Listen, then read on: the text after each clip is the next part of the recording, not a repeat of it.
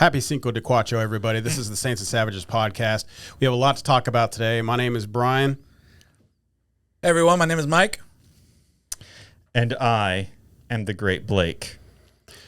Make sure that you like, subscribe to this channel, share this video. We have a lot to talk about, like I said, so we're going to get right into it. Mike, what do we got for us today? Well, folks, we got some breaking news. As most of you, I'm sure, have noticed,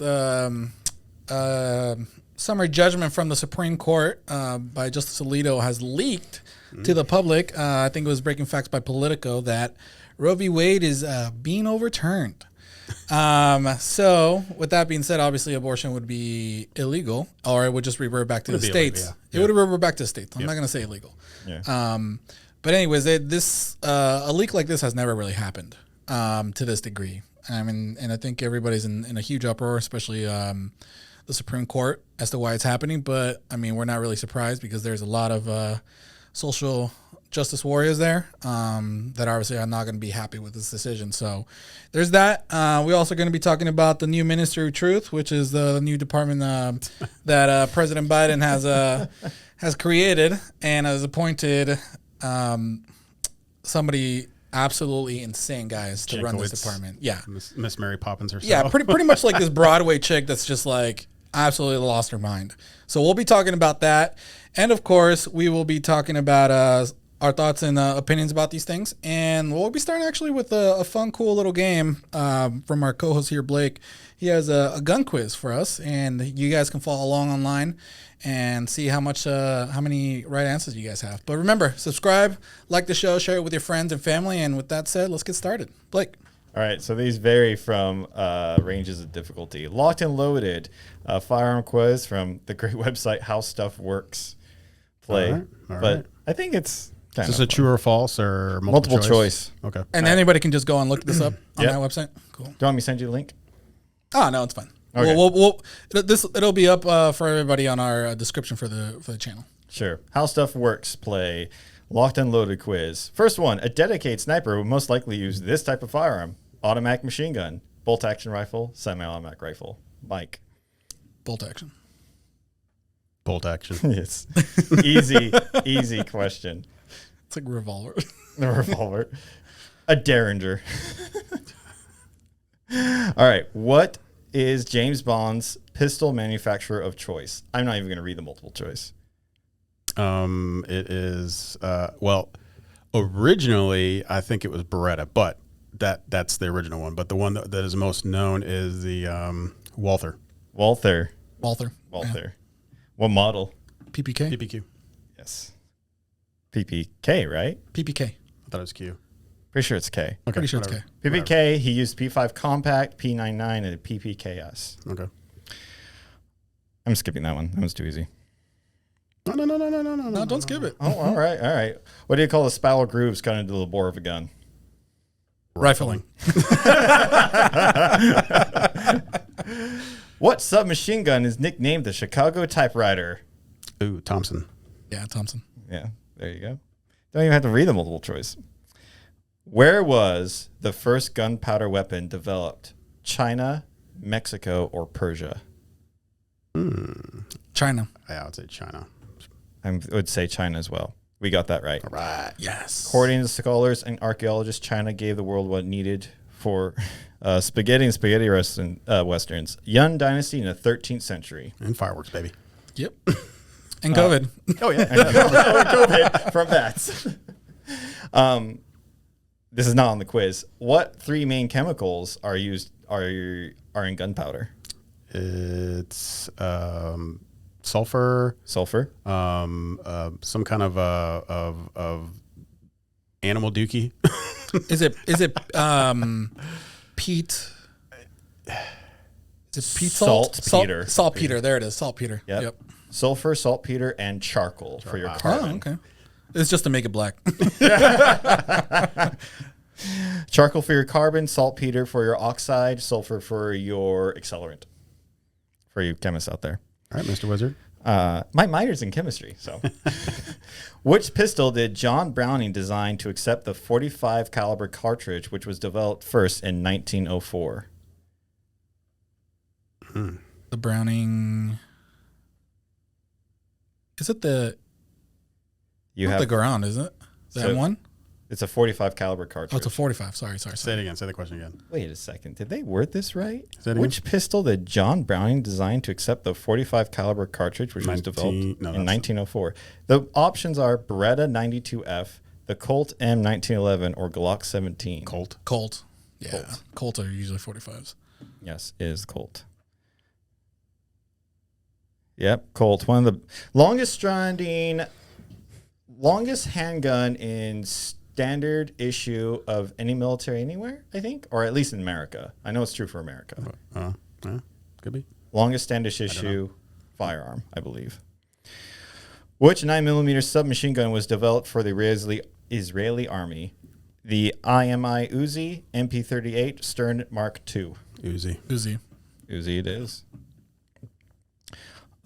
Which weapon was known as the Peacemaker? Colt. Oh. The Colt Peacemaker? Yeah. Colt. 1845? No, I don't know. Do you know the M designation? I don't. Colt. You know how I know this though?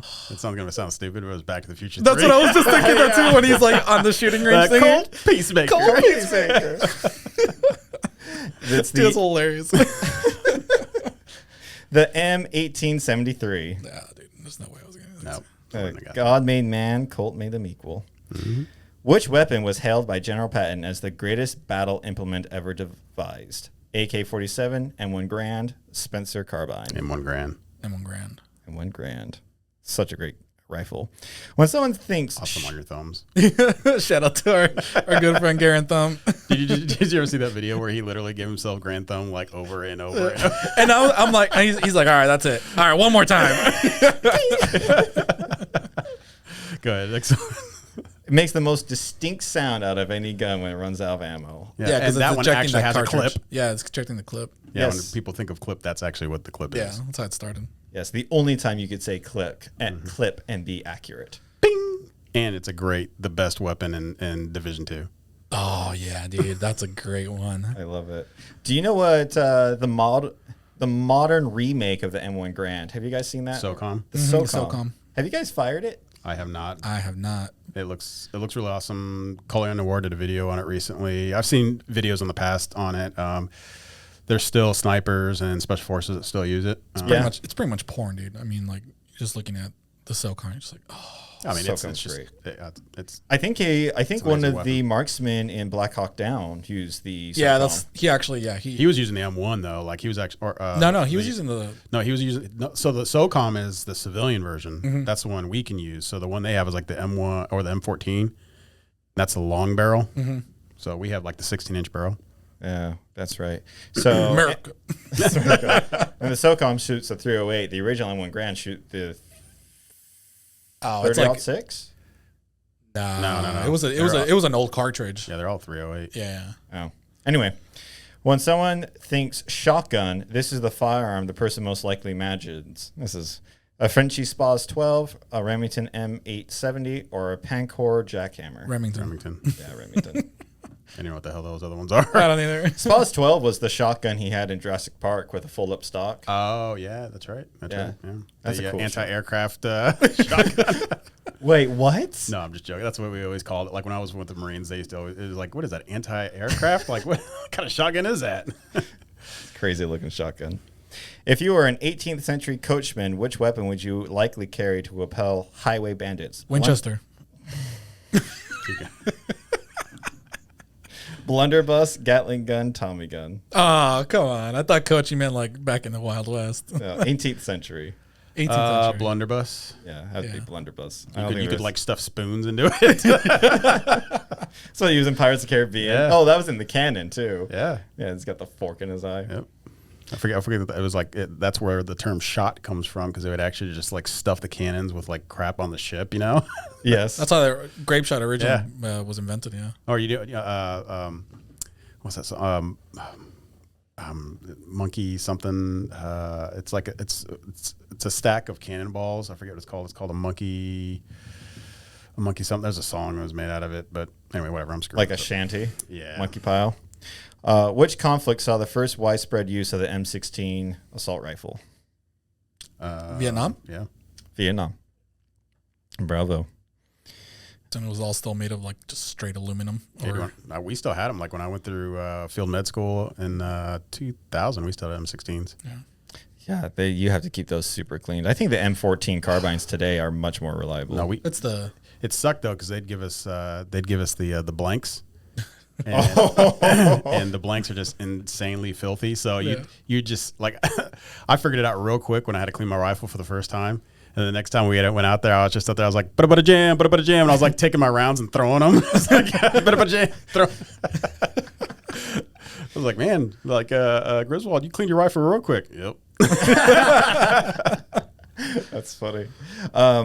Contrary to popular belief, if you fire a blank close enough to someone's head, you can kill them. Exactly. Yeah, there's a wadding in there. Yeah, there is. Have you guys ever seen In Bruges? It's a movie about a hitman in Europe near retirement. This guy tries to rob him, and with a gun, and he fires at him and realizes it's filled with blanks, so nothing happens to him. And I got to give credit to the maker of this film. The next guy that comes up to him, he puts the gun close to his face and fires a blank and like takes out his eye. Yeah, well, the rifles we used when we used blanks, we had this thing. It's called a BFA, blank firing apparatus, and it hooked onto disperse it sideways, probably. Yep. Yeah, and so nothing could shoot straight out. Yeah. You know, it's a pain in the butt. But we all look stupid with this big, huge red block on the end of our rifle. Yeah, you're also like 18, 19-year-old idiots. Like, hey, put it to my head. Okay. Funny story. Hold my beer. Yeah. So when you get out with the Marines and stuff like that, of course, you always hear these funny stories with the Marines, you know, and so I get my Kevlar vest, and you know they go through this whole thing of, hey, this is just Kevlar, this is not bulletproof, you know, don't stab each other in the chest with a knife or whatever like that. Blah, blah, blah. So this whole safety thing briefing we're going through, like not even 5 minutes after the briefing, I hear, "Hey, Grizz," and I turn around and this dude takes his K-bar, boom, like stabs me in the I thought I was dead. Like I was like, you know, and he's like, "Oh, I guess they're wrong." I was like, like you mother effer. I'm like, you got to let me kick you as hard as I can in the balls. So they go change my pants first. My goodness. All right. Name the most popular weapon on the planet with more than 75 million made since the 1940s. AK-47. Yeah. AK-47. Or otherwise known as the Kalashnikov. Yeah, or the AK-15, as Nancy Pelosi would call it. Oh, God. The AK-14? No, 15. Oh, AK-15. That's right. She mixed two guns or together. She'll say or some of them they'll say the AR-47. Yeah. But she knows how to say belt-fed machine guns. It's like, what the heck?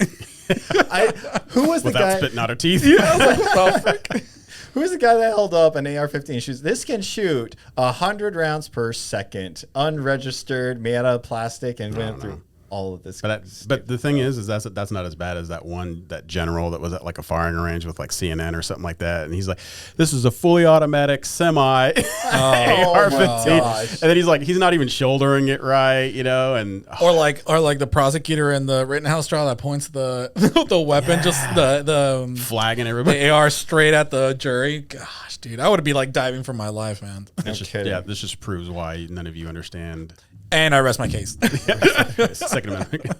Keep your booger picker off the bang switch. Yeah.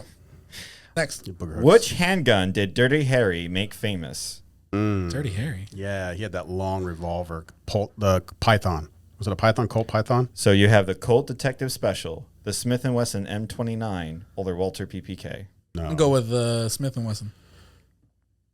What was the first one? Colt Detective Special. Colt Detective Special. Colt Detective Special. You go with the Smith Wesson M29. Mm-hmm. I'm pretty sure it's Smith Wesson M29. It is a Smith Wesson. Okay. So how I knew this one? My dad started working at a gun store right when this movie came out. He started like a week before it came out. Everyone came in to get the M29 and the 44 Magnum, the most powerful handgun in the world, as he says, right? And it wasn't like a week, a month, it was definitely less than a year after that movie came out, the 454 Cazul came out in revolvers. And that has more power than the 44 Mag. So within a year, Dirty Harry no longer had the most powerful handgun. I just don't do revolvers. No. I mean, like they they're unstoppable. They don't malfunction or anything like that. But it's like that's not true. They do. Jerry They can. Mikulik in competition actually had a firing pin broke. He's like, this is like the second time it's happened in my entire career. Well, Jerry Mikulik, when you can fire 50 rounds a second. Yeah, with but if your it's going to finger- happen to anybody, he would know. So he's like, so it does happen. Yes. Okay, but only to Jerry Mikulik. Only to Jerry Mikulik. For those of you who don't I stand know, corrected. Because he shoots like 1,000 rounds a day. yes, he Well, does. in like a minute. 1,000 rounds in an hour. He did a shooting competition with a semi-automatic versus an MP5. He lost by a hair. Oh, I know, man. That dude, it should be a national treasure. Oh my gosh. Well, someone forgot to pay the firing bill. That's all right. Sorry, guys. We just got swatted. No, we didn't. Our light turned off for some reason. For those of you who don't know, Jerry Mikulik, show up his firing, his Prowess. firing prowess. Have you seen how much ammo he has? Like, oh, it's just like stacks they on just stacks. give it to him. They Yeah, just yeah. throwing ammo at him. Yeah, Yeah, sponsored. his main sponsor is M&P, and he switched to the M&P 2.0 a couple years ago, I think, when it came out. I love the 2.0. He has a pro version. It's man, it's just sexy. I thought it was funny. Like I used to do corpsman coverage with Marine Recon, and so we'd go shut up to the range to go shoot, and so we had this huge trailer full of ammo, and all the basic Marines are just out there, and then you'd get like a couple rounds. It's like, here you go for your rifle. And so the recon guys would just go through all their whatever, just doing all their drills. The snipers would shoot all their stuff, and we'd still have a whole truck full of ammo. Like the recon guys, they were just so awesome, man. They'd be like, hey, you guys want some ammo? Just giving it out like candy. Do you want a handy? Like, I'll do whatever it takes. I'll get on my knees. So Jerry Mikulik, look up his fire 6 shots, reload, fire 6 Oh, dude, shots it's so in good, 2.99 seconds. Yeah, I can't even blink. From draw. It's insane. I'm like, how do you reload a revolver like that, man? You see it's like instantaneous. I was like, dude, I can't even put You can barely hear it, but by the time you hear it, he's already done. yeah. Yeah. Awesome guy. I love that guy. Watch a lot of his shooting videos. Which of the following best describes the sequence of events that occurs when pulling the trigger of a semi-automatic weapon? Fire. Fire, eject, load. Fire, eject, load, fire. You pull the trigger once. The last one? Of a semi-auto? Of a semi-auto. That's the last one. Fire, eject, load. What was it? What was the last one? Fire, eject, load. Fire, eject, load is the second one. Fire, eject, load, fire is the last Fire, one. eject, Oh, load. yeah. The second one. Yeah. Second one. Yeah. That one's So easier. that would be full auto. Yeah. What famous firearm was found propped against a tree in Nevada in 2015? A Colt Peacemaker, an M2 Browning, a Winchester Model 1873. What famous firearm was found propped against a tree? Winchester. I don't know, but I'm going to say Winchester. It's got to be Winchester. Winchester Model 18. That's a beautiful gun, though. It's a golden It boy. man. is. Yeah. Is that it? It is. Sweet. The gun that won the West. A 332-year-old Winchester Model 1873, nicknamed the gun that won the West, was found in Great Basin National Park purely by happenstance. What does the AR stand in the popular AR-15 civilian rifle? Automatic rifle. No. Dang Get it. out. Son of a Automatic revolver. rifle. Automatic revolver. No, it stands for Armalite. Armalite rifle. Designed by who? Armalite. Rifle. It's by Armalite. It's right? Armalite. Yeah. Well, that's the company. What was Yeah. the dude's name? Oh, I don't know, but Who cares? I don't know, but I'll say this though. So the AR-15 wasn't the first rifle he presented to the military. The AR-10, Oh. Yes. but it had issues when they were first using it, and so he's like, "Well, I have this other one," because he was trying to replace the M1 Yeah. Yeah. by using 308. But so he's like, "Well, I have this other one." So they got the AR-15. It's a little smaller. I think they like that one because you could carry someone and shoot it with one hand. The recoil is so small. I think you're right, actually. That's what I I heard. think you're right. Well, I mean, the whole reason was how they got to the 5.56 versus the 308 was because the AR-10 malfunctioned. It had issues. Cycling issues or something. Even to this day, AR-10's tolerances are much more finicky than AR-15. AR-15 you could throw together. AR-10, you have to be careful how you put that together because the tolerances don't line up as well. So Well, I think we're going to be going to the Creedmoor anyway, so it's going to be the new. Yeah. big we'll boy. see. I like a Creedmoor. I have a Creedmoor. Although out of an AR-15 platform, if you want to keep the same length, Do you? maybe. I like the 6.5. Blake is no longer a host on the show. Hopefully you don't have a boating accident. All right, let's keep moving. I'm sorry. All right. He's like, are you threatening me? It's all right. He only has 5.56. I got Creedmoor. Which firearm can rightfully be called the first assault rifle? AK-47, H&K G3, the Stamroger 44, STG 44. I don't know. Wait, what were the other ones besides AK? The Heckler & Koch G3 HK. or the Stomagor 44. I'm going to mess that up. I'm going to go with HK, actually. I'm going to go with the one I don't know how to pronounce because it just sounds like it might be that one. I'm pretty sure the STG 44 is the one that loads from the side that the Nazis used in World War II. Oh, no, it's that, yeah, it's with the super long clip on the side. All right, which one is it? Come It is the STG 44. Oh, nice. Yes. Redemption. Well, did you say the G3? I said the HK, yeah. Oh, G3 came out later than that. It is a good rifle, but it wasn't the first. Which firearm used during the Civil War fired the 58 caliber mini bullet? Oh man, I'm going to butcher these. Which firearm during the Civil War fired the 58 caliber mini bullet? The Derry's needle gun, the Lamont grape shot revolver, or the Springfield model 1855 rifle musket? I'm going to go with the Lamont. Yeah. I think it is the model 1855 rifle musket. Let's see. The rifle musket. Okay. It was It's like they're giving you the date in it and everything. yeah. Trick question. Which self-loading pistol established the Parabellum round as the world standard? Beretta model 1934, the Colt M1911, or the Luger? And what's the say it again? The Parabellum? Say the question again. Yeah. The Parabellum model. Which self-loading pistol established the Parabellum round as the world standard? Beretta model 1934, or Beretta, Colt M1911, we can throw that one out, or the Luger? I'm going to say Luger. Yeah. I think it's the Luger as well. It's the Luger. Cool. In 1900. The Australian Army used this weapon to fight against... Who cares? They don't have guns anymore. Skip. The Australian Army used this weapon to fight against Sticks. They lost the emus. Rocks. Emus? Slingshots. So this is a reference to the Australian Emu War, which apparently like huge herds of emus were starting to be hunted down by Australians, and the emus fought back, and they lasted I think like 5 minutes before they were overrun by the emus. You gotta be kidding So me. the Australian, not. I kid you not, Seriously? dude. I kid you Never not. heard of that. Yeah, look it up. I mean, yeah. I mean, I've seen emus. Like they're mean. Yeah. No, like thousands of charges. No, yeah, no. And they had like automatic rifles, and they lost. Like, Good grief. All right, so we got the Lewis gun, a Gatling gun, or hand cannons. Lewis. Lewis. I'm gonna say Lewis. It sounds like it's Australian. How long ago I'm was gonna this? say Gatling.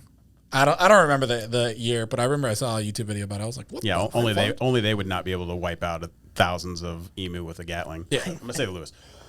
Lewis. I'm going to go with Gatling. What Yeah, do I'm you gonna go say? Gatling. Yeah. Okay, let's see what happens. Lewis gun is right. Nice. The Australian Army used Lewis machine guns in an attempt to fight off rampaging emus. The emus won. You know where they got the name from? Or at least the Army tried to stop shooting them. Yes. You know where they got that from? Like they're all shooting. Like they didn't realize the onslaught of the emus, and the guys like Lewis.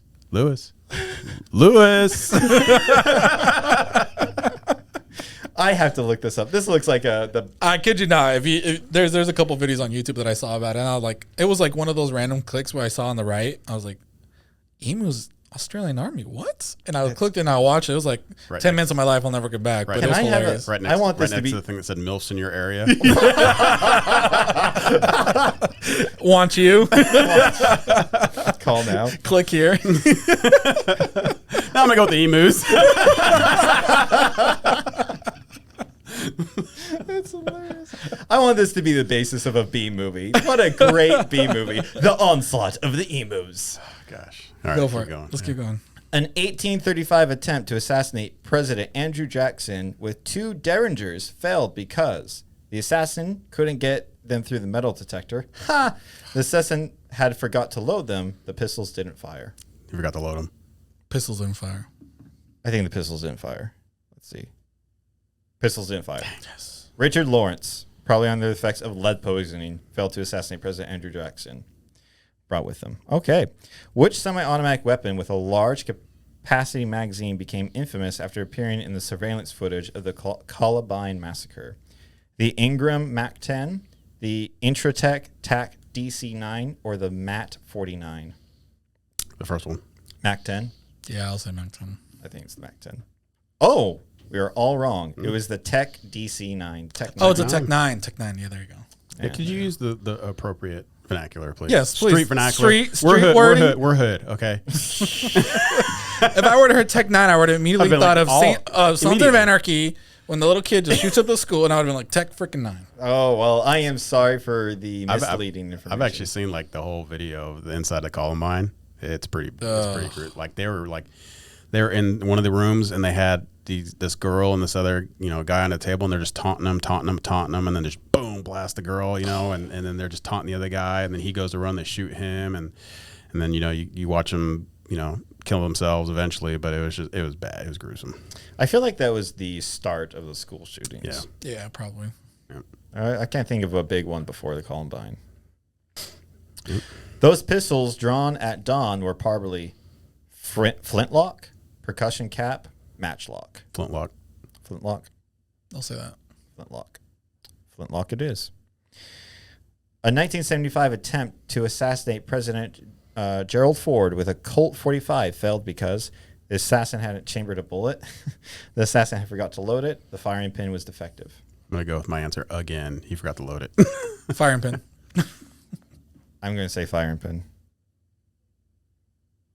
The assassin hadn't chambered a bullet. Yeah! Can you believe it? That's how I got through school, baby. You get when in doubt, fill in the chamber a C. bullet in Colt 45. Do they mean pull the hammer back? Just didn't put around it. No. The assassin had forgotten to load it is a different one.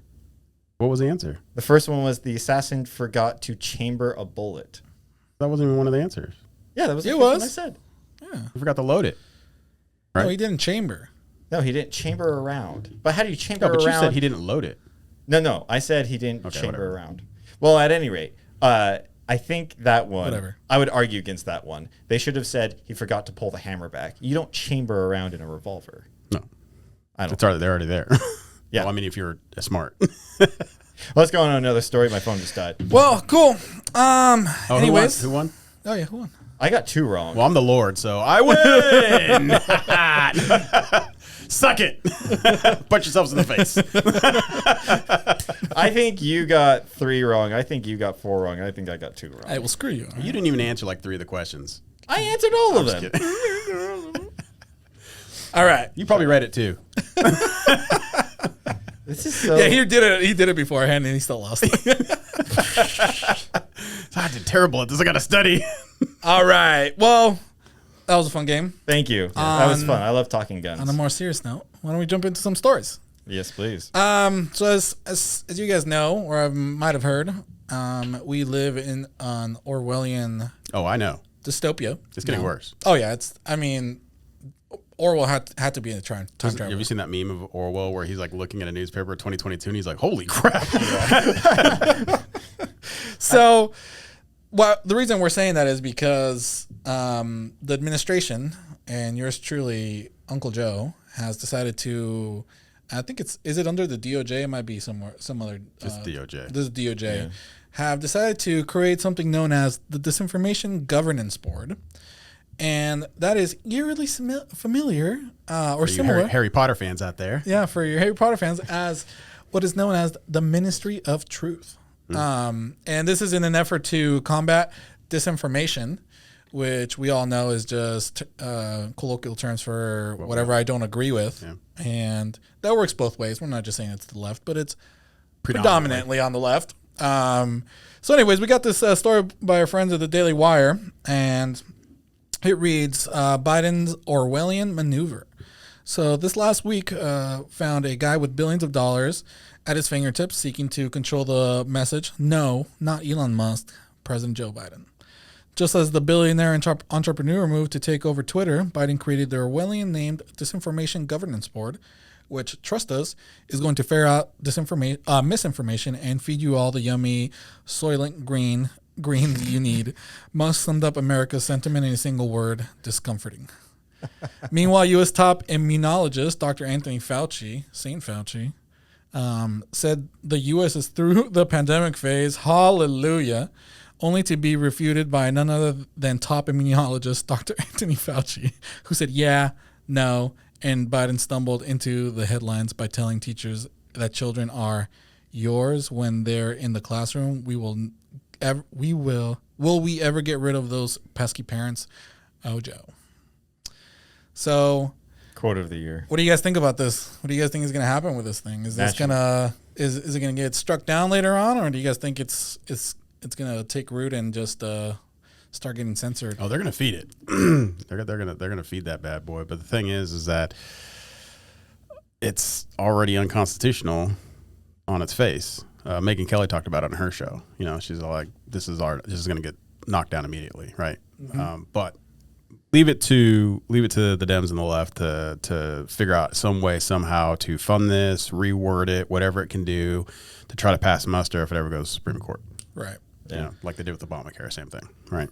I feel like the history of this disinformation thing, even before the election, about a decade ago, Facebook got in trouble for not checking its group. Like there was some big story that came out about flat earthers and how many flat earthers there are, and all these groups that formed echo chambers on Facebook. And people were calling Facebook to action. You need to regulate information to allow people to see confronting opinions.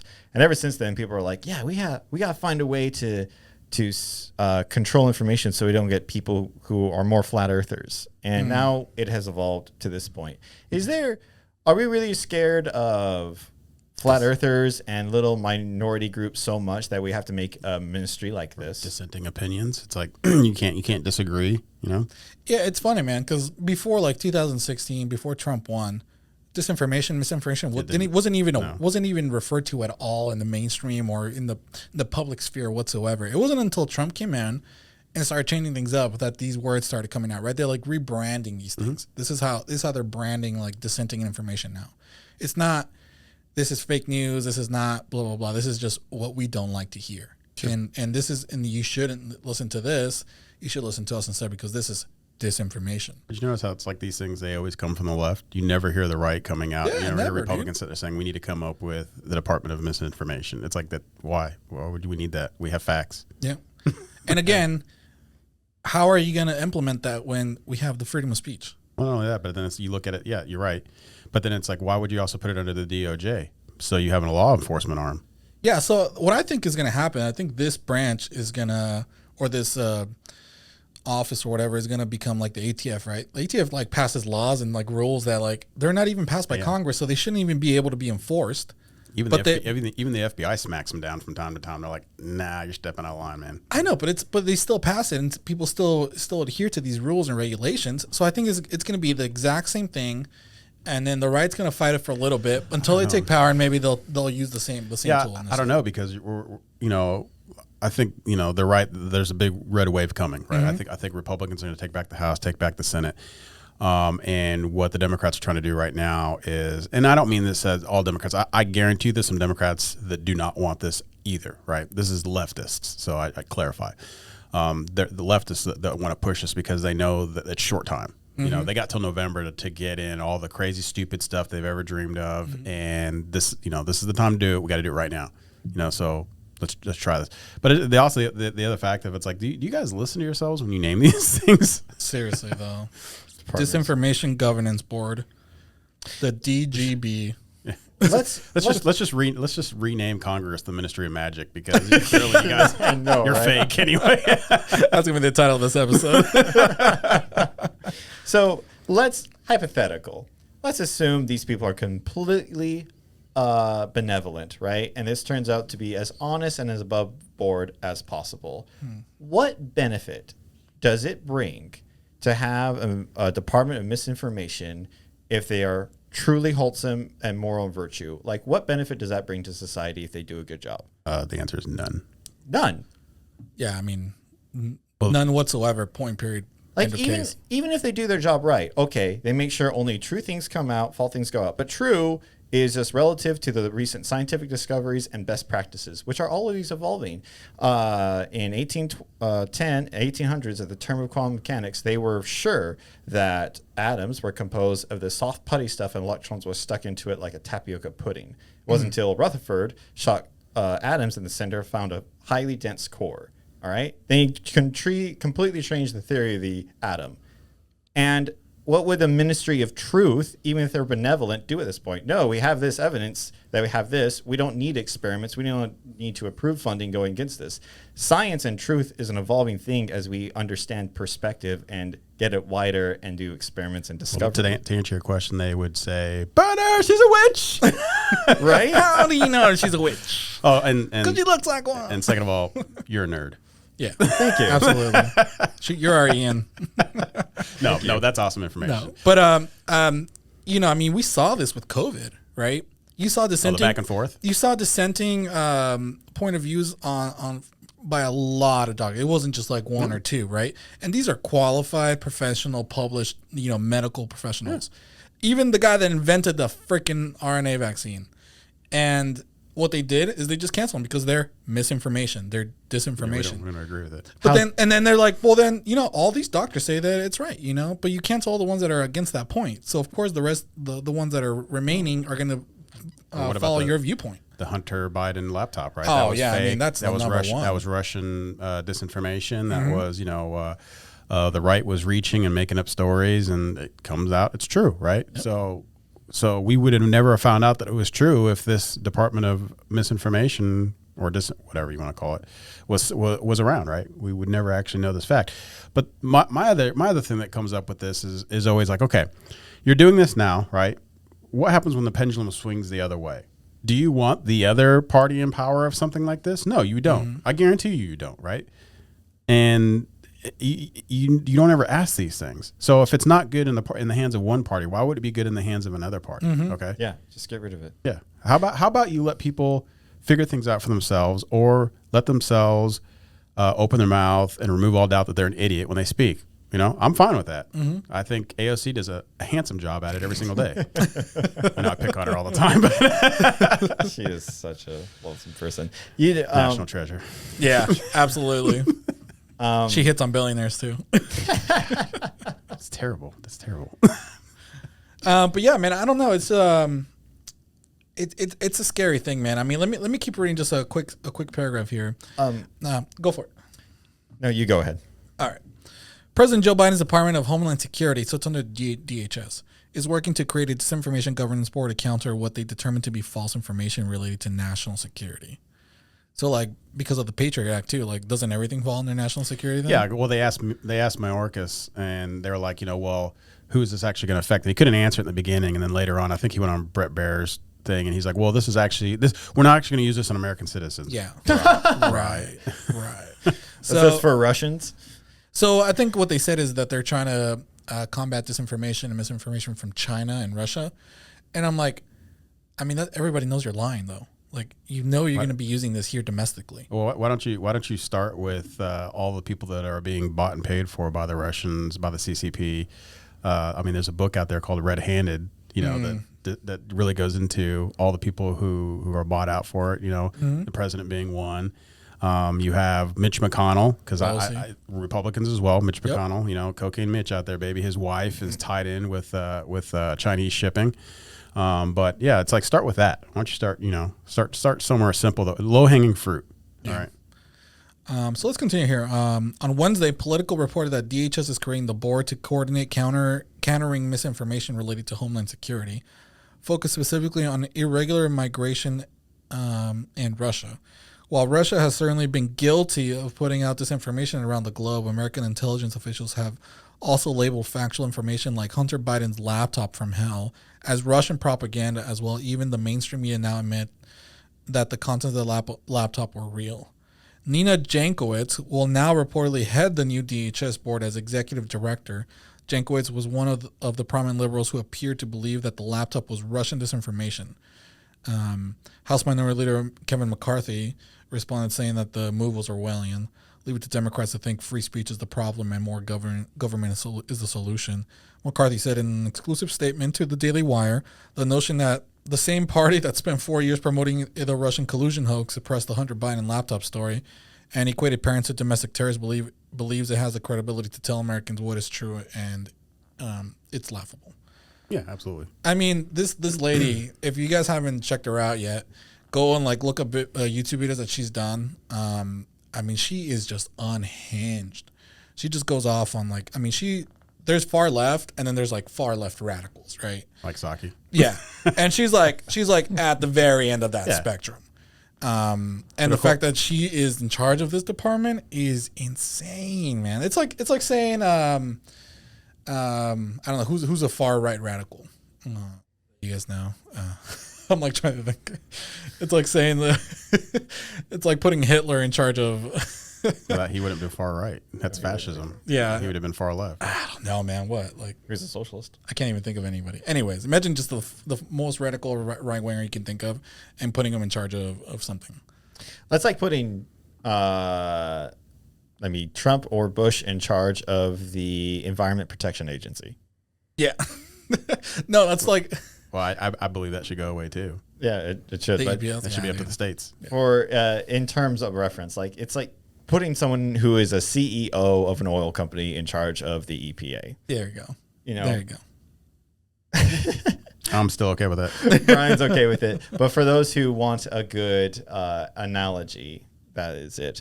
The one thing I had to say about this, unless you have another paragraph. No, go for it. Before I go into this, I'm not advocating for this. I'm not putting any ideas or suggestions out there. But I have friends ask me, it's like, how many steps are we allowed the government to take before we just rebel against them? Not suggesting we do it anytime soon. But, how much longer till this gets worse than what England did to us when we first rebelled for independence? I don't know, man. I think every day we're just seeing the divide grow more and more. I think Roe v. Wade, the whole issue of that is going to be a big thing. A lot of people are saying it could be a catalyst for the splitting of the country, because I think most of the country split 50-50 on that issue. And then also, if you can't, I think it's probably more, but from what people saying, it's 50-50. So I don't know, man.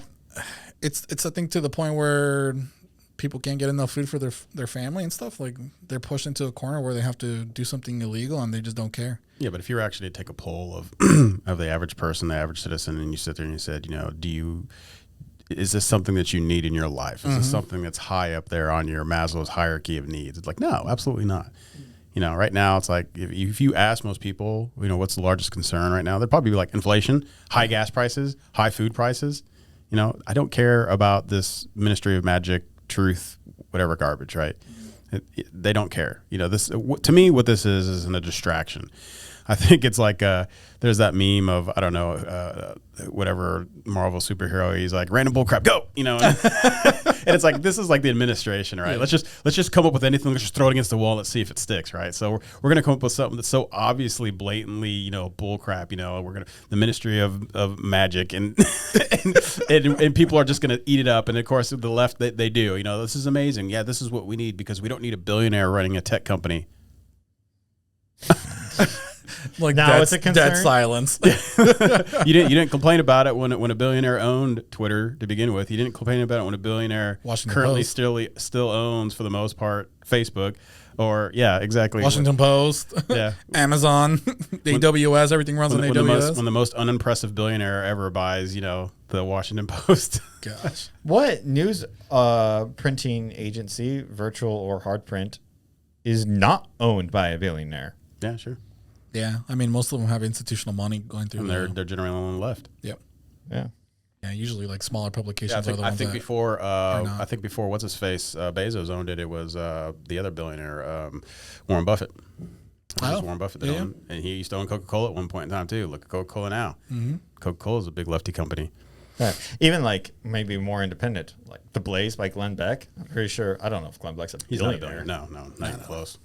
Does he have money? Yeah, he has money, but not a billionaire status. I don't think so. No, he doesn't have FU money. Yeah. Yeah. But still, it's like but the thing is with Twitter, right? We talked about this on the last podcast. Elon hasn't done anything yet. He just said he wants freedom of speech, right? I want freedom of speech. And then they get their panties in a twist over freedom of speech. Like, how can you not want? You do know that refers to you as well, right? But no, the problem is you don't want the other opposing side to have freedom. But do you want to go to a party where there's rules? Where when you walk? Oh yeah, that's a great party. Oh my god, dude. Yeah, it's this. I can't. I think they're so lost in the fog in this their own misinformation that they can't see freedom in front. It's kind of like that analogy of once you take a lion and you have it in captivity for so long, if you were to release it, it would die. Yeah, right? I wouldn't be able to know how to do it. Well, it's kind of like it's leftists, right? They've incaptivated themselves so much that you can't release them in a freedom. They wouldn't know what to do with it. It's like when the USSR fell, and we had some former Soviet members come over to either the Democratic side or America. They went to the store and they saw, whoa, you have 20 different brands of chips. Yeah. You have 17 different brands of milk. Like, We just had potatoes. How do you make a decision? It was called decision paralysis, and they didn't know how to function until they got used to it. Wait, you have multiple cars. We have one car. One. No, for the town. For everybody. And we have house of one color and one style. But we don't have any gas. We have vodka. Lots and lots of vodka. Because water is not safe to drink. Yeah, I mean, it's hilarious how as soon as Elon Musk, the announcement that he's taking Twitter, the public square, like all this stuff just comes out, man. Out of nowhere, the administration finally is going to start forgiving some student debt. Oh, out of nowhere, this Ministry of Misinformation, Magic, whatever is coming out. Oh, a bunch of things. Abortion gets leaked. Get out of here. What a coincidence. It's like, come on, man. People aren't as stupid as you think they are, man. Like, this is obviously a coordinated front to distract you from the midterms, which is putting the Dems 4 points behind the Republicans. Look, CNN needs a rating bump right now, okay? Let them have this. They bump certain things. I don't know about ratings, but Brian Stelter is about to be unemployed, so he needs this right now. Did you guys see the rants that he's just losing his mind over Twitter and stuff? That's just dumbest stuff. But yeah, I mean, when I'm saying this is a coordinated effort, I mean it's interesting because we have this next story here. It's from the New York Post. Biden staffers lead 50-country pledge to reclaim internet fight disinformation. So at the same time that this Ministry of Magic is coming out, as a country, multiple countries are saying, hey, we're actually going to crack down on disinformation too, and we're going to band together and do this. And they even put out this huge manifesto that you guys can see here. It's called a Declaration for the Future of the Internet. And there's certain paragraphs. One's called "Reclaiming the Promise of the Internet." Next one's called Our Vision, and it breaks down how they're what they're planning. These people have never read 1984. I know this is the up is introduction. down, it's crazy, man. Left is right, white is black. I mean, that was the whole purpose. I was like, read the book. Holy crap. Yeah, so let me read go for it. I think they have read the book. It's their instruction manual. Yeah, you might be right. Yeah. This sounds great. They're like, what's the next chapter? Big Brother. Oh, a constant surveillance. Love it. So here, let me just read a quick paragraph here. It says, the Biden administration on Thursday unveiled an international declaration for the future of the internet, with 50 other countries slamming the policies of authoritarian governments while endorsing efforts to curb online disinformation and harassment. The document outlines ideas for reclaiming the promise of the internet, and U.S. officials described it as an effort to counter the practices of countries including China and Russia. It notably doesn't mention domestic U.S. struggles over internet freedom, such as politically motivated censorship of news stories by private companies and illegal government mass surveillance. Access to the open internet is limited by some authoritarian governments, and online platforms and digital tools are increasingly used to repress freedom of expression and deny other human rights and fundamental freedoms. You mean like how Twitter was censoring thousands of views for the right-leaning people? Do you remember maybe last year when they were having a revolt in Cuba because of this rapper? And that's hilarious. I totally forgot about that. Pitbull. Google like shut down the internet for him. Mm-hmm. And this is what you're leading to, right? This is what you guys don't understand, But they were talking about, it's like you had the AOCs out there, and you had what's his face, Bernie Sanders, that was like supporting the Cuban regime over these people that were, trying to liberate themselves, Or they were just completely silent, not even saying anything, right? Yeah, They're just like stuck in their offices, like, oh, dude, don't say anything to the press. And you couldn't get any information out of Cuba. They shut down the internet. It's like that's what you're looking at. That's what is looking at coming. This is what this leads to. And of course, I said, like, oh, you're reaching. This happened. It happens in Venezuela. It's literally happening right now in China. Yeah, it did. Pitbull, that was the rapper that called. No. Yeah. Here, Pitbull. He was calling for action. Yeah, it's like, hey, these people are suffering. I thought, let's help them out. It's not like they're like across the world. Oh yeah, no, I mean people like swim here. Yeah, they right winged him too. Oh yeah. Yeah. Well, what was that? Somebody said something or a quote saying that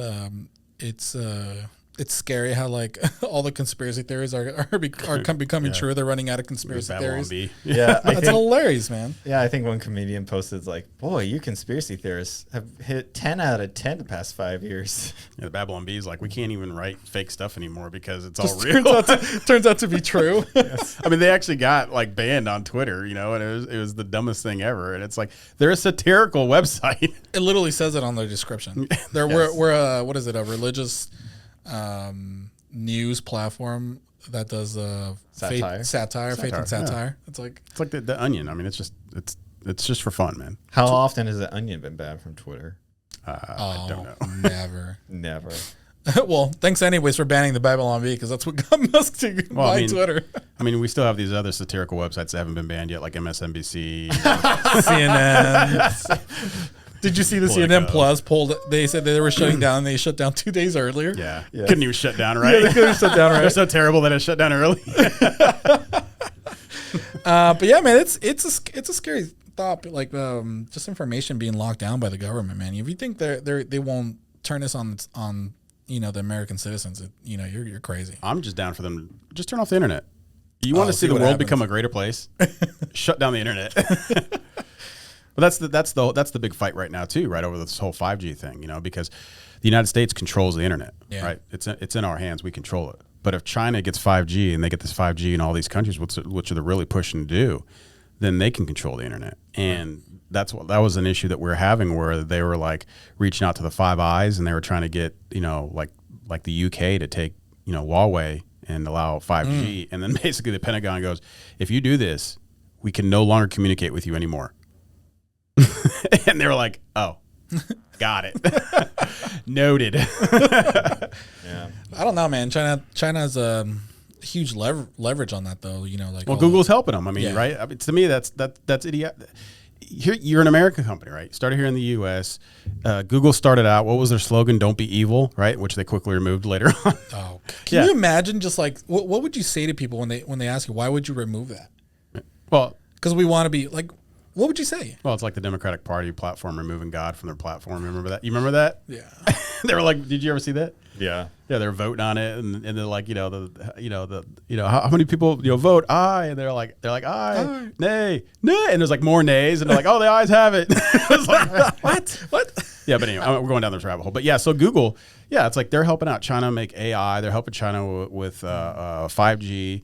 Not only them, but you have Facebook over there helping them, censoring people. And it's like, look, if you stand for the things in this country, for the Constitution, then stand for those things, no matter what country. Like I saw, these groups of countries in Europe where they were talking about Elon Musk taking over Twitter, and they're like, well, if you're talking about freedom of speech, what country are you talking about freedom of speech? Because if you do American freedom of speech, we're gonna have to block you in this country. I'm like, block me, mother effer. Yeah, see what all your citizens how they communicate. Go for it. Do it. Yeah. You think Elon Musk cares? Like, screw you. Go ahead and block it. Yeah. It's called a VPN. China's doing it right now. You know what's funny? Musk said that the messaging on Twitter needs to become like Signal. Needs to become end-to-end encryption. Yep. And so it's like, good luck. Good luck even tracking, reading anything that people say on the platform if it becomes end-to-end. Which would be funny. Yeah. But I mean, there's scary sides to this, of the government tracking, what you say and post online. And I think in Ukraine, I mean, you can start seeing what's happening. Obviously, the conflict there is still escalating, and We still should not be and a we're part not, of that. and we're not helping. We're not helping. I mean, Joe Biden just called for $33 billion to help them get through September, right? Where when you look at Philadelphia, and Philadelphia looks like a war zone. Yeah, It's no, like- Baltimore, man. Oh, Yeah, gosh. whatever. Yeah, exactly. Yeah. You look at any inner city, it's a complete friggin' bomb, you know. But we're gonna give billions of dollars to Ukraine. Yeah, I think what was We're the gonna last? What pay was the off last student aid loan debts. package? What was it like? What was it like 300 million or something like that? And then we went up to 33 billion.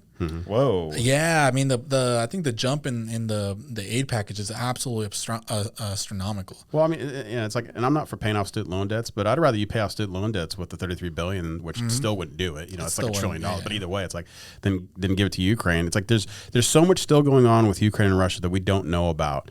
And why is it that the Democrats are the ones that are always support what's happening in Ukraine? Right. Well, we go back to Burisma, we go back to Hunter Biden, we go back to the laptop again. These were big things. This is what Trump was trying to investigate. You know, this was the big thing they were going after him for. You know, Ukraine is very corrupt. You know, Yeah, very. Just remember, the current president of Ukraine used to be a talk show host. Yeah. Well, I think that's funny though. 'cause Comedy he talk show He host. did a show where like he ran for president and won, and then he actually runs for president. He actually wins it. So Well, just think about that, right? Our former president was a reality TV. He was. He was exactly. Agreed. But he wasn't. Yeah. You're absolutely right. Yeah. Well, and to be fair, I didn't vote for him because from my aspect, I was all like, one, I don't like what he had to say. Yeah, I was like, you know, how qualified? Well, the qualification thing, I'm like, well, you're a billionaire, you're running a company, which means you're not an idiot. You know, you know what you're doing, you know how to make money, you know how to run a business. You could probably run the United States, you know. Right. So, but it was just like the things he would say. But it's like he's always been a Democrat his whole life, you know. And I'm just like, nah. I was like, I'm not going to vote for you, you know. But he proved me wrong. He did things very conservative. He did things I still disagreed with, but he did things very conservatively, you know. Yeah, he did things I disagree with, but overall, I was happy with him. I voted for him the first time simply because my entire life I thought, yes, I do want a businessman as a president. I think they would do much better job because they understand, hey, if I don't do a good job, I don't get funding and I don't get hired again. You grow up in government business, it's like, yo, you'll keep doing funding even if you do a bad job. Who cares? You can only do so good of work when you grow up with that mentality. Dude, I mean, it's night and day. Compare 4 years ago to like now. well, look, I mean, they hate Trump, right? Trump's a big racist, all this stuff. I was at Clark Atlanta University. That's where I graduated from, right? It's my alma mater. It's a historical black college, right? When I was there, I mean, everybody loved Trump. Everybody loved The Apprentice. Trump was the ish, you know. Everybody wanted to be like Trump. Trump was in all these rap songs, you know. They were always talking about, I want that Trump money, right? But all of a sudden, it's like now he's a Republican and now he's a racist. It's like there's pictures of him literally winning civil rights awards with what's her name? Oprah. No. Man, Martin Luther King's daughter? You're on your own, man. well, no. Anyway, Civil rights awards. Yeah, he won civil rights awards. He was always, you know, he always donated a lot of money to the Democratic Party. He always did a lot of things for the inner cities. Of course, they always pull out these one-offs here and there. Okay, whatever, you know. But for the main part, it's like everybody loved him, right? The black community loved him. The Democrats loved him. But all of a sudden, he comes out and he talks about, you know, maybe we should protect our borders. Oh, you're far right, him. Yeah. It's crazy. You know about this Ukraine thing? I don't know how he makes me think of Half Measured Actions. If you haven't seen the Breaking Bad episode, Half Measure of a Man, or Half Measure, watch it. It's good.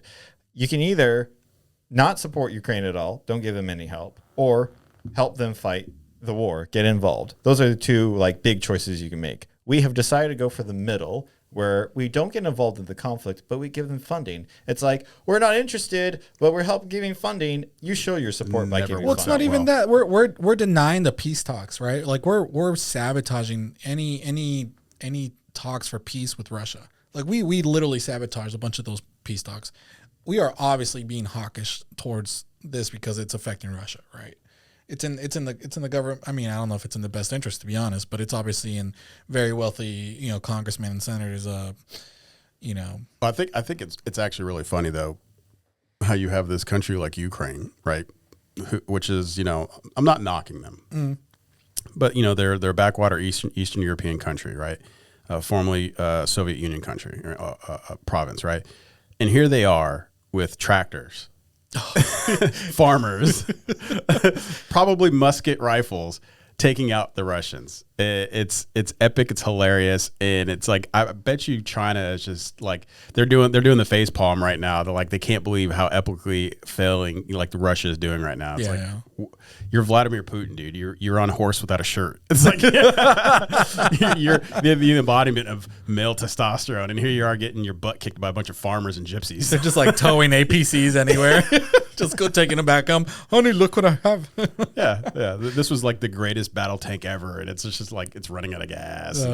Yeah, that's their main thing. They run out of gas. That's crazy. Are they jet powered tanks? Jet powered tanks? No. They're like diesel, man. Because our Abrams has a jet engine in it. Yeah. Our new tanks are coming out like that, but no, they're straight diesel still. Straight diesel. But yeah, let me jump into this quick article just because I want to just emphasize it. You know, this is from American military news. Ukrainian forces track down, arrest citizens for pro-Russian views online. So these are Ukrainian citizens who live in I think it's the Kharkov or whatever region of Ukraine, which is one of the contested areas, Kharkiv, and they've obviously posted some pro-Russian sentiments. Or maybe even just anti-Ukrainian sentiments against the war and stuff, protesting it. And the government has been systematically following these online posts, and they now are sending military to arrest them in their homes. Wow. So, I mean, if you guys think that you have it bad here in the U.S., you do not even know. These people do not have freedom of speech where they live. And this is the... Aren't they getting their internet from Elon Musk? Yeah, from Starlink. Yep. Yeah, unintended consequences, which is just it's shows crazy, you how evil that guy is. Man. Yeah, exactly. So does a nation have the right to arrest its citizens for showing views that support its enemy that's fighting? If you do not have the Constitution of the United States, yes. Yeah, yeah. Anywhere without the Constitution, yeah, man, you're going to gulag and you're never coming out, man. It's true. Going back to that whole. China owning the internet misinformation thing. Yeah, they got the infrastructure to do IPv6 rather than our archaic IPv4, and it's what? Yeah, the hell are you guys talking about? It's a lot more technical termish, but yeah, IPv6 is way better than IPv4, and it's a lot more secure too. Right? Yeah. It's like how many digits you have for your IP address. For your IP address. Yeah. So they have because they ran out on the IP4, right? They ran out of numbers eventually. They did. They have to segment them. There's subnetting, so you don't have to run out without actually running out. Nerd talk. Got it. Yes, nerd talk. But case being, this is the top of my knowledge about this. Yes. Case being, China has an updated internet infrastructure. So people are wondering, well, so China gets ahead on being the internet and being the world power with a higher GDP. Who cares? This is why they care. The country has the most influence. Other countries start to mimic their government style. Do you want freedom of speech or do you not? I used to think like, hey, yes, we're Americans. We want freedom of speech. But now that I see support for Twitter not having freedom of speech, this Ministry of Truth thing, I'm wondering if people understand how important freedom of speech is. Because China and Ukraine, people like this do not care. They will arrest you for views you share online. Is that the world you want? Is that the influence you want? I mean, that you saw there. Steven Crowder always did these really good things, you know, where he goes out and he talks to people in the streets, or he would do Steven Crowder confronts and stuff like that. And he had some where he talked about, you know, like the Constitution, the freedom of speech and stuff like that. He would talk to these people because they'd sit there and they'd say, you know, he's like, well, what country is better than the United States? And they'd list off all these countries, and he's all like, well, which one of them has freedom of speech? Well, this one does. No, it's not in the Constitution. They don't have freedom of speech. Some of these don't even have constitutions. And it's not just freedom of speech, right? It's freedom of religion, freedom of assembly. I mean, there's a lot of things that our founders saw, right? It's these old, rich, white, slave-owning men. It's like they were also very learned. They studied history. They read Cicero. They learned from the Romans. They learned all the mistakes that happened in England. They were watching what was going on, and they knew that, you know, power would corrupt, that people are not inherently good, right? And so by setting up this form of government, by moving the government as far towards anarchy as they possibly could without actually being anarchy, then they knew it would slowly start moving back, but it would take a lot longer. Well, now we're getting to that breakneck speed where we're starting to rush towards, socialism, towards, It's the empirical cycle, man. We saw it in Rome. We saw it in Greece. All the big empires of the world. I started out that way, man, and they end up all in the same way. Yeah, but the big one is when you stifle freedom of speech. That's when you start to see, authoritarianism. Yeah, all that stuff. Yeah, when you the other one is that's coming up too is this whole idea of packing the court too, right? So if you could pack the Supreme Court, every country who's ever packed the Supreme Court, they're done. Venezuela, they have like 32 Supreme Court justices. So why don't you break down what packing the Supreme Court is? Right. So what happens is, and this could be any party, right? So the president can sit there and say, I nominate this person towards the Supreme Court, right? And then the Congress or the Senate, I think it's the Senate. Senate confirms. Yeah, confirms. And generally it's always been like the Senate always confirmed, didn't matter. It's like, this is just the president's person because the Supreme Court was never political, yeah. Right? But I believe that the first person that tried to pack the Supreme Court was Roosevelt. And it was so negatively looked on by the Democratic Party. He almost lost re-election. And so, but we didn't start out with 9 justices. I think we started out with 3. Yeah, I think we went up. Yeah. But, it's just been long-standing that it's like we have 9, that's it. We're not going to put any more in. But why would you put in more, right? Well, you put in more if you want them on your side. So let's say, for instance, the Republicans, right? Let's say Donald Trump were to get reelected, and then he were to sit there and say, hey, look, Sotomayor, Ginsburg's passed away now, but what's his name? The main turncoat, Chief Justice Roberts. Yep.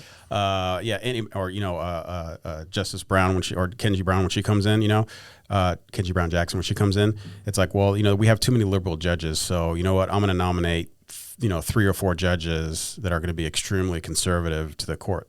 That's court packing, and you know what the left would do? They would fight that. Well, it'd be the same thing if the left does it, right? Yeah. It's pretty much to just be able to promote one political ideology. Yeah, you're politicizing. You're politicizing that branch. It shouldn't be politicized. It should be free from that. Right. And that, the Supreme Court, would then, confirm and not be able to be anything overturned if they have the majority of the court. Right. Decisions that they approve then would be cemented. They can't be. If you can be struck down, right? You can't bring them back either. So like if you have let's say you have 15 Supreme Court justices, right, and it's 10-5, you can never bring that rule back up. It's dead. So if you said, okay, abortion, we're going to have abortion, and they vote 10-5, you can never bring abortion back up.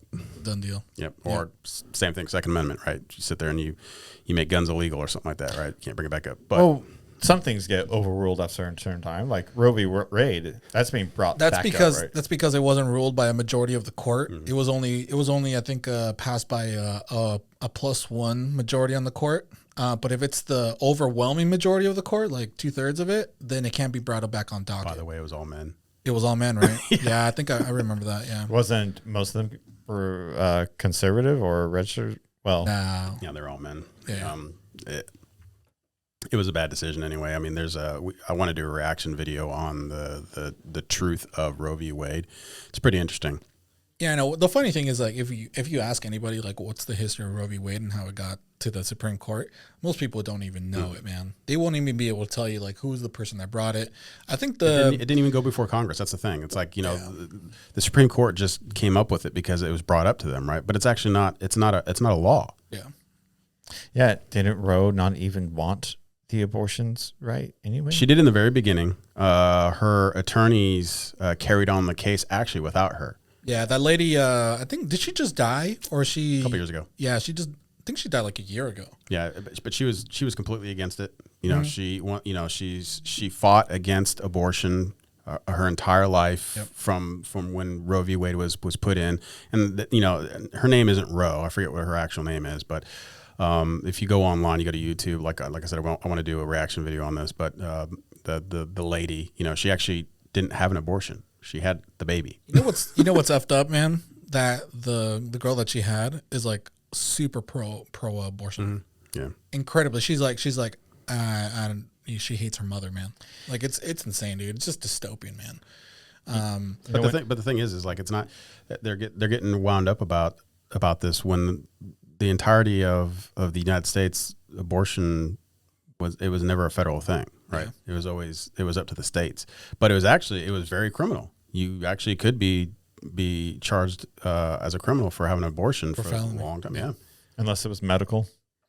Yeah, I'm assuming so, or the life of the mother was in danger or something like that. But I mean, all those how back alley abortions, all that stuff. If you were found out, you could be prosecuted. Yeah, but you go back 100 years, and your chances of survival from or dying from having a baby was pretty high too. So yeah, because it was before antibiotics. Mm-hmm.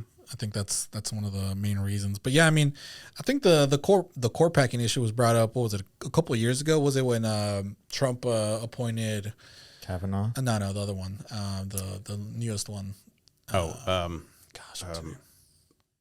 Yeah, I know what you're talking about. The female, I can't remember. Yeah, the new Supreme Court Amy Justice. Coney Barrett. And the left was like, well, we got to pack the court now because we can't let this stand. It's a conservative majority. Like they're just gonna destroy Roe v. Wade, right? That was one of their biggest things. And so you never hear the rights talk about packing the court. Even Ruth Bader Ginsburg said that Roe v. Wade was a bad decision. Yeah, the left oddly always forgets about the fact that she's like, absolutely not. We should never pack the court. Right. Mm-hmm.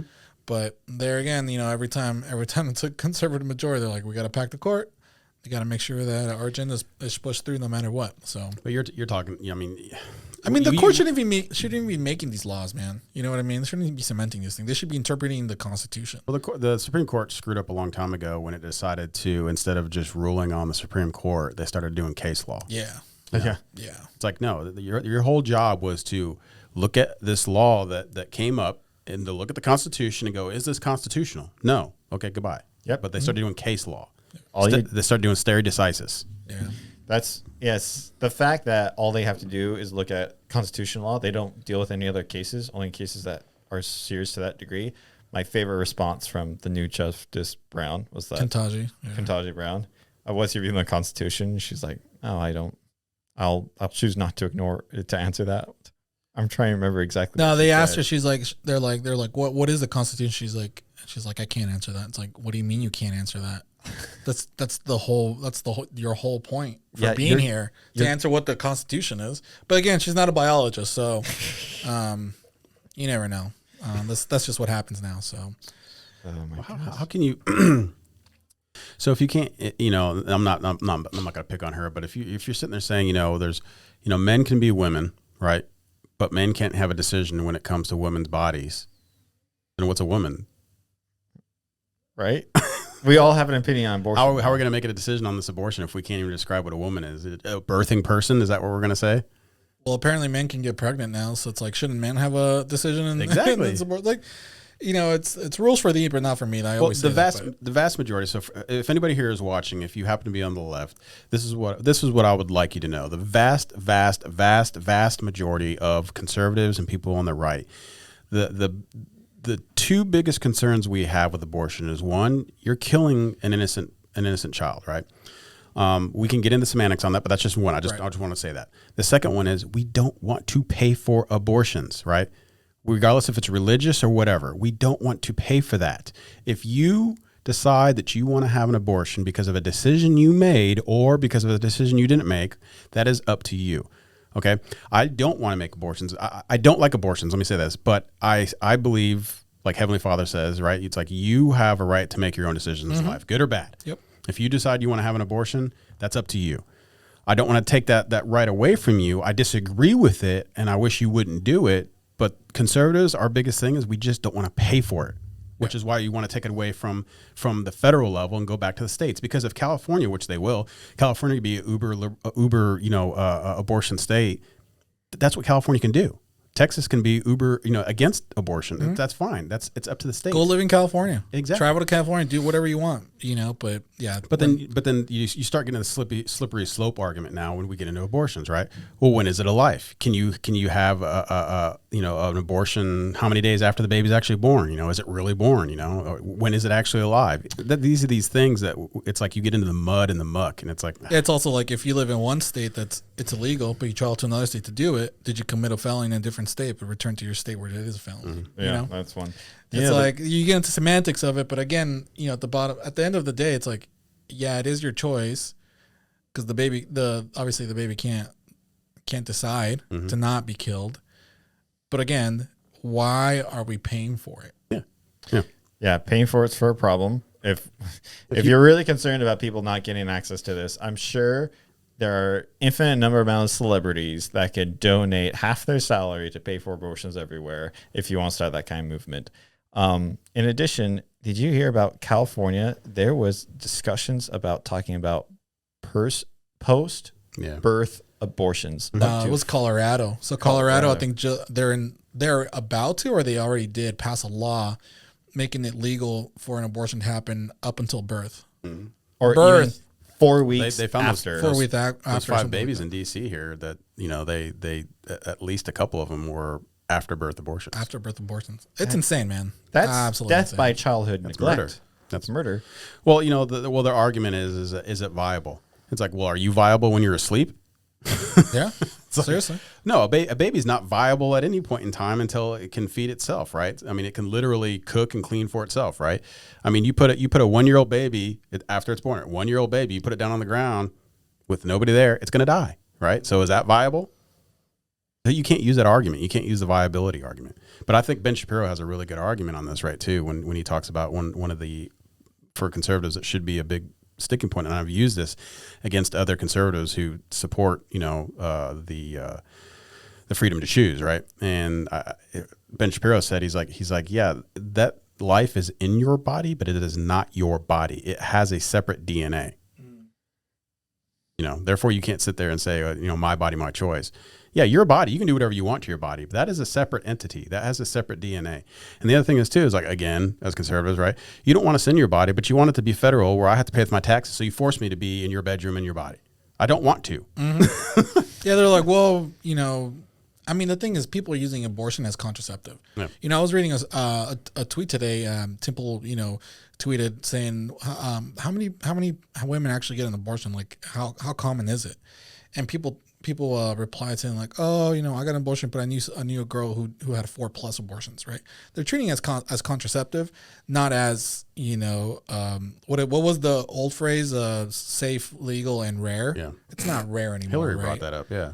Yeah, and it's ridiculous that that's happening. And again, that we're paying for it. I mean, the whole abortion industry has just skyrocketed, right? If you look at a map of abortion clinics pre 1992, which was Roe v. Casey, it was like almost non-existent, right? Except for like in very select areas that they were pushing. There's only a couple states that had it. And right after that, right after 92, man, the thing just exploded. Cases went on the rise. I think we've since 1992 or since Roe v. Wade, we've was it 63 million abortions. That's more than all the Holocaust, you know, combined. That's, you know, the Holocaust with Nazis, with, you know, it's almost what China did in the with Mao Zedong. Yeah, Mao Zedong with all of these people, man. It's so sad, but that's the kind of world we're living in. That's kind of the world that people are pushing for it. Plus, right? where do you see most of these abortion clinics? Inner cities. In primary black communities. I mean, the founder of Planned Parenthood herself was absolutely racist, and didn't she say publicly that they were trying to curb the rise of black families and race, whatever. But these places are just propagated, man. Yeah, they have pictures of her at like KKK rallies and stuff like that. Man. But again, she was about eugenics. Eugenics, that's it. Yes. You had her, and then you had that other guy. It's not Eugene Debs. He was a jerk too, but somebody else. I forget his name. Really creepy people, but they're all into this eugenics thing. You know, and that's actually where Adolf Hitler got that idea from. Yeah, they actually sent Nazis over here to learn from the eugenics here in the United States, and they took it back to Nazi Germany to the right. You know what large company was actually hand in hand with the Nazis out there, helping them with tracking all of the Jews? Coca-Cola? IBM. Oh, IBM. Punch cards. Wow. Yep. And Walt Disney had a Nazi party and Disneyland. Oh, dude, don't even get me started on freaking Disneyland, man. Yeah, but ultimately, like, you know, when we talk about but when we talk about freedom of speech and whatnot, it's like, you know, to get back to that main point, it's like the Supreme Court, the whole purpose is to defend the Constitution, right? To defend everybody's freedoms of speech. And that if you get back to packing the court with these justices who don't have the Constitution in their best interests, they're not going to do that. They're going to subvert the Constitution. Yeah. Dark times, guys. Dark times, Civil War. What do you guys think? We're not advocating for it. No. Absolutely not. I mean, I think we're already there. Yeah, I mean, I think the first shots have been fired. Have we exhausted all political and legal options yet? There is no way that the left and right will ever come back together in the meet in the middle. There's no way. I can't see it happening. I mean, once like a hot civil war begins, the country, you're done. Yeah. You know, I mean, it's how we survived the Civil War was amazing that we were able to get through that. You know. But we're reunify. This is a new time. You know, this is completely new. I mean, ideologies back then weren't different. Back then, the fight over it was slavery and states' rights, right? Yeah. Predominantly slavery, but states' rights too. The states' rights to choose, which you can argue for or against, right? Clearly, slavery was wrong, right? But a lot of people in the country agreed with that, right? Yep. But if you sat there and you took a survey back then, it's like, do you believe in religious freedom? Yes. Do you believe in freedom of speech? Yes. Do you believe in your Second Amendment? Yes. Do you believe in your Fifth Amendment? Yes. They would all agree because they were unified as a country, right? Grant, yes, we had the Civil War, but again, it was based off of something small, right? Not small. It was based off of something bad that we could all agree on was bad. Right now, we can't agree on that. Mm-hmm.